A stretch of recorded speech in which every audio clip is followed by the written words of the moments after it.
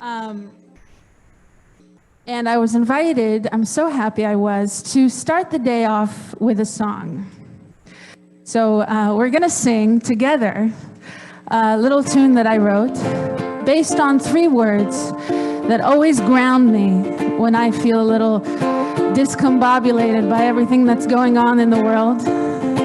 These words are tzedek, tzedek, tirdof, which in Hebrew means justice, justice, you shall pursue, which I think is so fitting for today because that's something that you all do personally every day, and it's something that we do as a collective every day.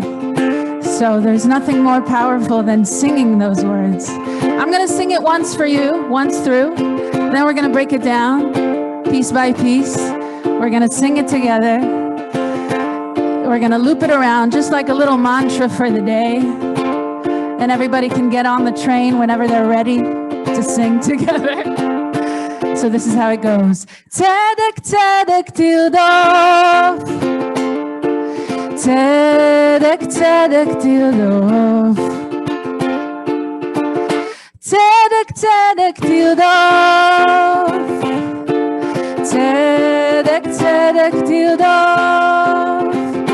And we rise up, rise up, rise up today. And we rise up, rise up, rise up today. And we rise up, rise up, rise up. Tzedek, tzedek, tirdof. And then it loops around. So let's do the first part. We can all do it. It goes like this. Tzedek, tzedek, tirdof. Ooh, we got some good voices here. All right, it's easy. We can do it together. Ready? We're going to sing it. Tzedek, tzedek, tirdof. One more time. You got it. Sounds good. Tzedek, tzedek, tirdof. Second part. Tzedek, tzedek, tirdof. Let's put that together. Ready from the start. Tzedek, tzedek, tirdof. Tzedek, tzedek, tirdof. And if the Hebrew is a little hard, you have it on your screens up there. The first line is what we're singing. Justice, justice, you shall pursue. Just in Hebrew. Let's try it again. Tzedek, tzedek, tirdof. Tzedek, tzedek, tirdof. One more time. Tzedek, tzedek, tirdof. Beautiful. Tzedek, tzedek, tirdof. Okay, the last one goes tzedek, tzedek, tirdof. Let's do just that. Tzedek, tzedek, tirdof. Nice. Okay, we're ready to do it from the start. We can sing it. Tzedek, tzedek, tirdof. Tzedek, tzedek, tirdof. Beautiful. Tzedek, tzedek, tirdof. Tzedek, tzedek, tirdof. And we rise. And we rise up, rise up, rise up today. And we rise up, rise up, rise up today. And we rise up, rise up, rise up. Beautiful. And this could be a little mantra for the day. Whenever you get lost, whenever you feel like it's too much, you can just sing to yourself. Tzedek, tzedek, tirdof. Tzedek, tzedek, tirdof. Sing like no one's listening. Tzedek, tzedek, tirdof. Beautiful.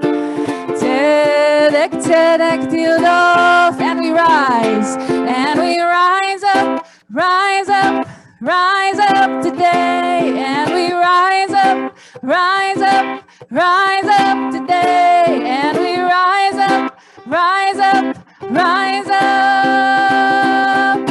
Tzedek, tzedek, tirdof. Beautiful. Thank you so much. I hope you have a beautiful day. Thank you for having me.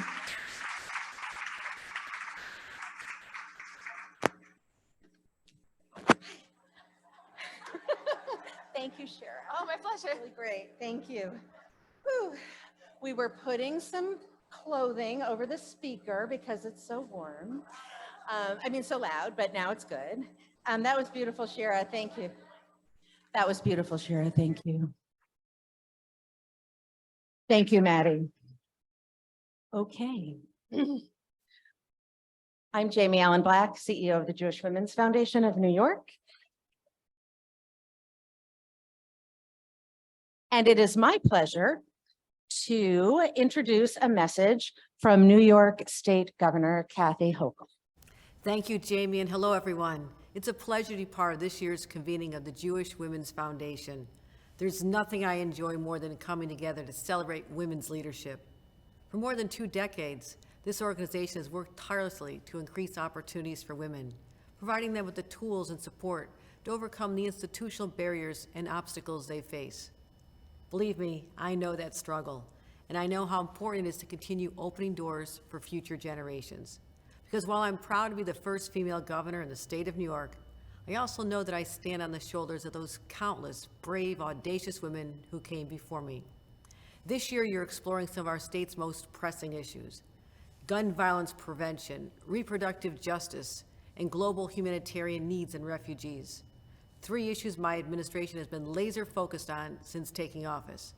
And I'm proud to say we've accomplished a lot. Even though we had the toughest gun laws in the country, we strengthened them to ensure that guns don't fall into the wrong hands, ensure the safety of all New Yorkers. We made the bail laws once again cover gun possession and hate crimes. We're also leading the way on reproductive justice. In June, I signed a nation-leading package of bills to protect abortion and reproductive rights for all. And when refugees fled Ukraine following Putin's invasion, we showed the world that New York will always be a safe haven for all who need it.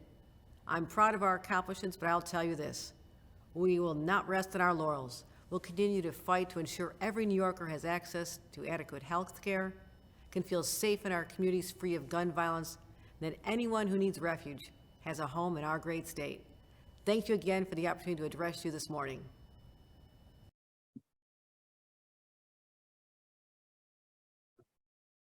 Welcome to JWFNY's annual convening, or as my friend Lizzie likes to call it, the reckoning. I'm Rachel Weinstein, president of the board, and we're thrilled. Thank you. We are thrilled that you could join us on this day of days when we do what we do best and what we love most: advancing the work of visionary philanthropists and social entrepreneurs. Welcome to our loyal JWFNY family here in the room and zooming in from around the world, actually. And an extra special welcome to those of you who are with us just for the first time and are just beginning to learn about our work. We are a hub for Jewish activism, leadership, and philanthropy, the doers and the donors, fueled by our shared determination to create a more just and equitable world in which all people are afforded the resources and opportunities to achieve their dreams.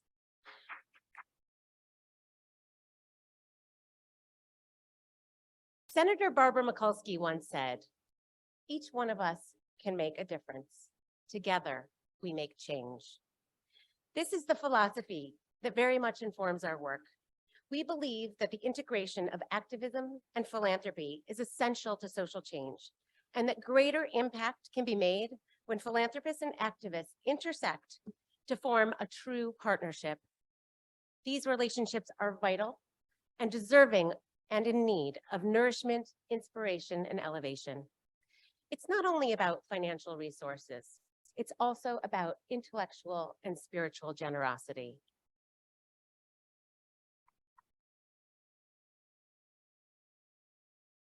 Everyone in this room, all of you, are leaders. Whether you're a philanthropist, an activist, a not-for-profit professional, or just here to have some fun. Our wish today is for you to feel empowered and inspired to both give and receive these gifts. Our mission is guided by Jewish values such as Tikkun Olam, repair the world, Kehillah, community, and B'Tselem Elohim, the idea that we are all created in the image of the divine. We believe in the infinite worth of each human life and the unlimited potential of human beings as individuals, and even more so when we come together. One of our signature initiatives is The Collective. The Collective is an active, ongoing community where visionary entrepreneurs and leaders can offer each other guidance, support, and strategic advice. We nurture them by providing financial resources, fostering relationships, and offering educational opportunities that both inform and inspire. We are in awe of their leadership and honored to count ourselves among their supporters. If you're a member of the collective, will you please rise?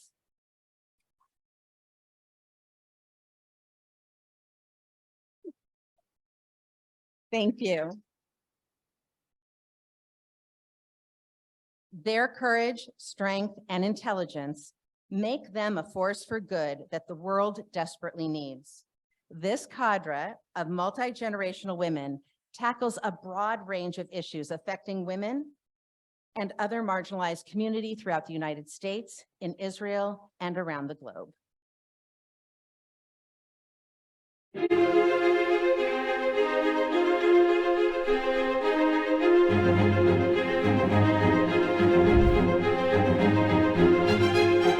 For starters, there's so many Jewish values that call us to the challenge of the climate crisis.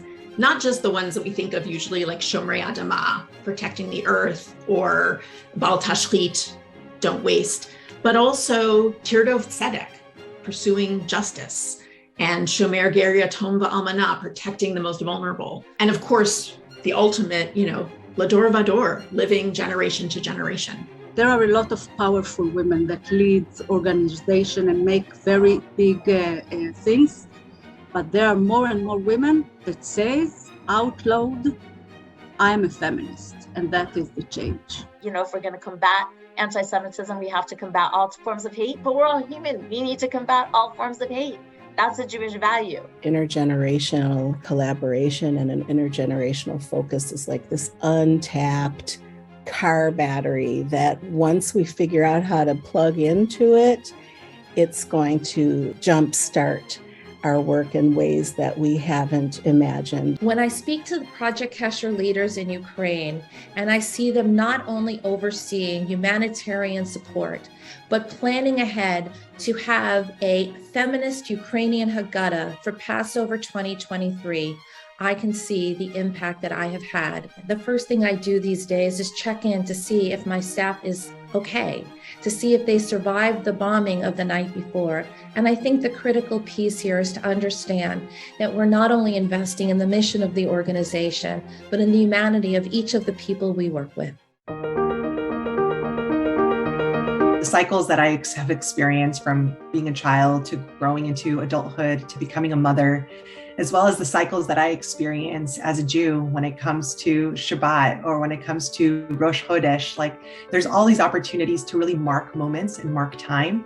And with each marking moment, there's an opportunity to reflect, look inward, and continue growing. And I think that both being a Jewish person and a Jewish woman has really allowed me to continuously be evolving as a leader. People say, why do you do this? And I say, how could I not? This is my religion. This is my country. These are my people. I mean, I don't have a choice. I don't see it as a choice to walk away. I never thought of myself as a leader. And it was at the point at which someone tapped me on the shoulder and said, you can do this, that I actually understood that I could. I needed someone else to express confidence in me. You have the skills already, and you can do it with a friend. You don't have to do it alone. Since I was 14, have wanted to be a rabbi.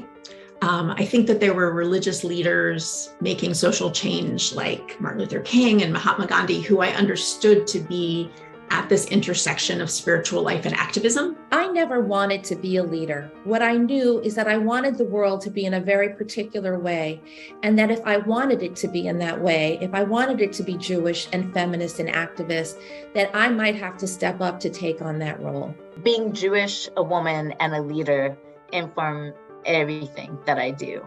Those are the primary lenses through which I see the world. Today, there's so many things that give me hope. In particular, I love looking at what younger generations are up to, what they're thinking about. I almost feel as if there is nothing that can stop them. I learn from the young people I work with every single day. It's part of why my work is so exciting. And they are my hope. I get off every call with them hopeful for a better present, hopeful for a better future, hopeful for the Jewish community and for the greater community at large. Collaboration. I have team members, community members all around the Orthodox world, literally from Melbourne to LA and everything in between, who are working together. I work with them constantly and collaborate to make things better. And I know we'll get there because people are passionate and people care. And that working together towards a goal is all the hope I need to get out of bed and to do it again every single day. What gives me hope is the new generation of leaders that are coming behind me and us, who will not stand for things that we've kind of been going along with. What was modeled to me is being uncompromising in every element of who you are, that you can be both a feminist, but still carry on these very traditional roles. And you carry resilience and pride and identity. And that was what was modeled to me through the Sephardic women in my family, was just being completely whole women in every element. It was a big honor to be part from a collective of women that lead so many organizations around the world. I feel it's like a step that I can check to myself that I achieved. Where women supporting women is crucial to women's success. I think that there's no replication or substitute for that. The mentorship, the collaboration, the sharing, the support. Feeling alone as someone who has tremendous responsibility is dangerous. And you need people who support you, who believe in you, who you can kvetch to, who can hear you and who won't judge you. I deeply appreciate you guys seeing us and recognizing the work that we do and recognizing that systemic change within Orthodoxy not only is important for the Orthodox, but really will affect the whole Jewish world. And it's something that I want to appreciate and acknowledge and thank everyone here for giving us this opportunity and this chance, truly. I am a middle-aged Ashkenazi Jewish woman from New York City. My opportunity to engage in dialogue with people who are from all over the world, whose experiences and practices are so vastly divergent from my own, has really exposed me to a wide variety, both of professional practice and expertise and personal narratives that shed a great deal of light on what different kinds of leadership look like and the ways of meeting the challenges of our work. It feels really great. Well, I'm getting emotional. It feels great to be claimed as a Jewish leader by my Jewish community doing this work in this space. Being surrounded by other Jewish women leaders, many of whom speak about the need for self-care, has influenced me. And it's been a really important reminder that, hey, I'm deserving of doing one-on-one coaching, and I'm deserving of taking the time away from my core responsibilities to take care of myself. And in fact, that will help me be a stronger, better leader. The other women I've met participating in this have become friends and confidants and cheerleaders and people who give me strength on the hard days, and there are a lot of hard days. And I'm just grateful to be in this community of like-minded women who are aiming for the same successes and struggling with the same challenges. One more reason I'm grateful to the organization is that they recognize the critical importance of supporting in so many ways organizations that are fighting for gender equity, for recognizing that gender equity and racial equity and class equity go hand in hand, understanding and supporting that the work we do is not women's work, it's community work, it's world work, it's humanity work. I think one of the most wonderful things about the collective and just being people is when you can forgive someone else. I don't think that there's an English translation for this word. To forgive is to be happy for someone else's success. That support and that, when you share, this is what happened and this is what I did and these are my successes, it's just massive. It just gives you that cushion to just keep going. And I think that's what I would say Other than the learning, that is what I got from the collective. The greatest gift of the collective has been the caliber of the women in this group and the staff that oversees it. Because whenever I need to have a resource or someone to turn to, I find the women in this group to be extraordinary. Being part of the collective has impacted my leadership in so many ways. First and foremost, I get to be a part of a network of really badass women who are doing incredible things, who are values driven, who are passionate, who are eager to help one another out. And to me, being part of a space that is truly about supporting one another in a way that is not competitive, it really rejects scarcity mindset and truly seeks to empower one another has been the greatest takeaway for me as a leader.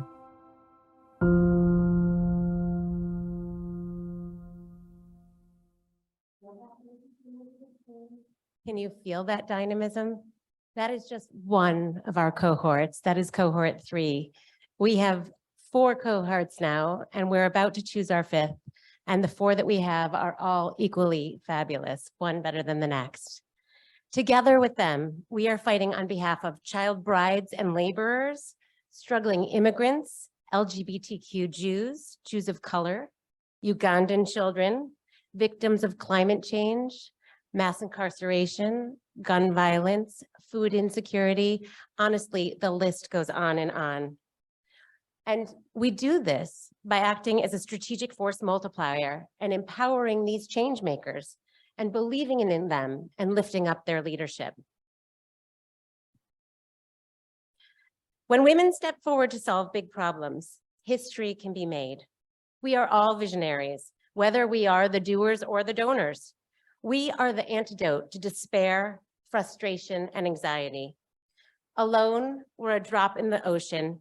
Together, we are the wave of change. We have an exciting and educational, inspirational day in store for you. And right before lunch, we have a major announcement to make. But before we welcome our first conversation, we have a few housekeeping items. There are 2 bathrooms outside here, and there are some downstairs as well. Each table has a captain. You can raise your hand. So if you have any questions, you can ask them or come find me. I'll answer any questions.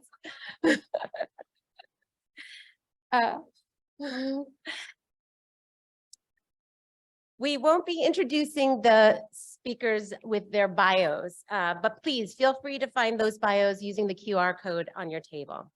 Now, let's get started.